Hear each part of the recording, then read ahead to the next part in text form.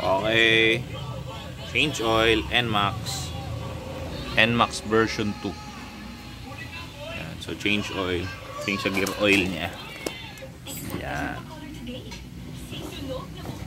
So medyo madumi na siya. So kapalitan natin siya. So, 100 ml lang para sa version 2. So isa lang okay na yan. Tapos ito yung oil natin, Blue Core. Best siya para sa mga ganito. Ayan. Tanggalan natin yung kanyang drain plug. Ayan. Tapos punasan natin.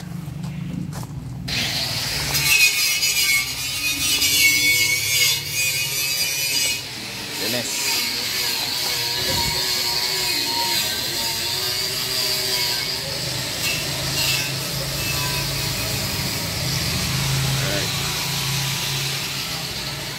Punasan din natin ito.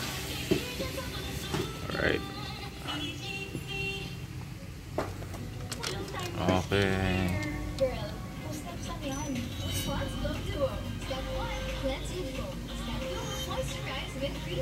Ano lang yan.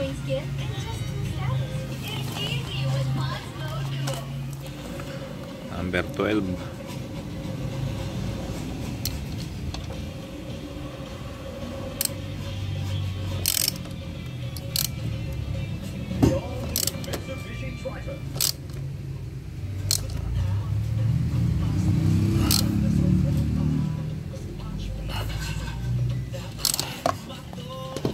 Saktong higpit lang kasi madaling mabilog yan. Yan. So, para ma-check nyo, punasan nyo, tsaka nyo ilagay mamaya. Kaya ng slice.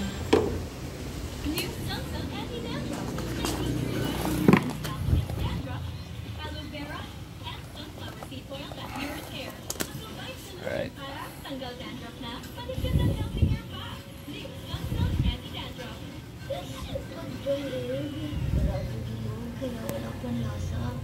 Okay.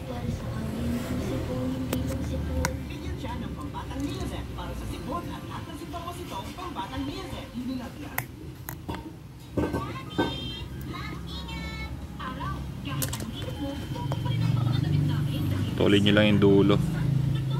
Ganyan.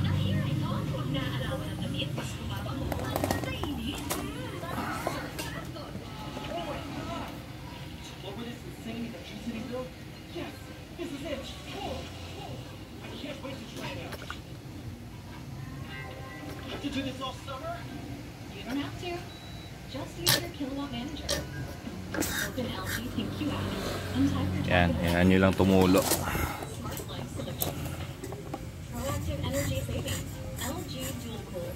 Tapos habang hinihintay nyo, check nyo na kung may tumutulo dyan na lang is. Yan. Sabihin nyo yan, mahigpit na yan. Wala. Natin sa basa. Yan. Alright. Okay na.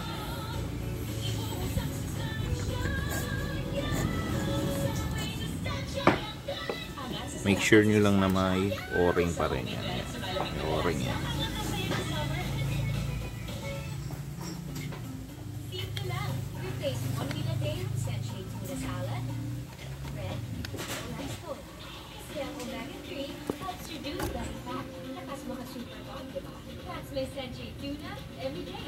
Sa first sign of sipon pa lang, napapastop tayo. Dapat, solusyonan na. O tayo sa Dr. Prescribe. Side effect market.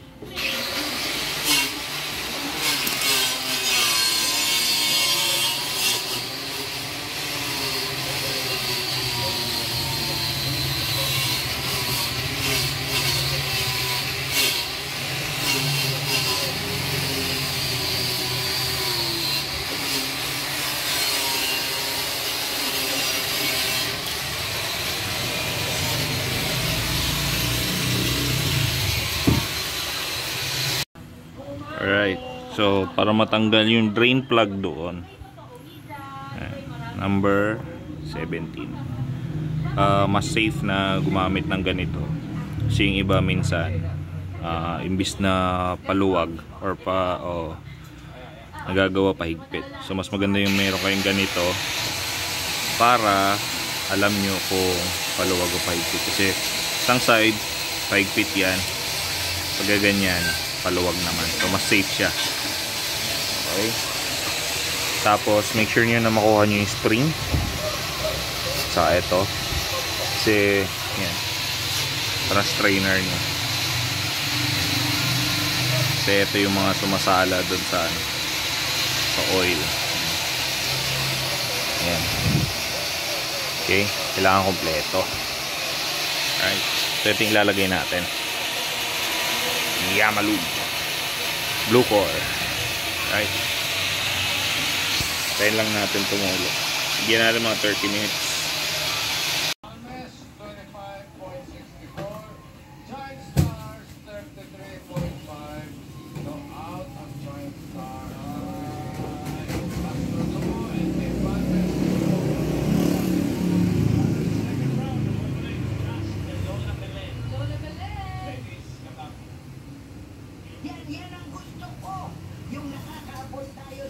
Okay, so punta naman tayo dun sa panel.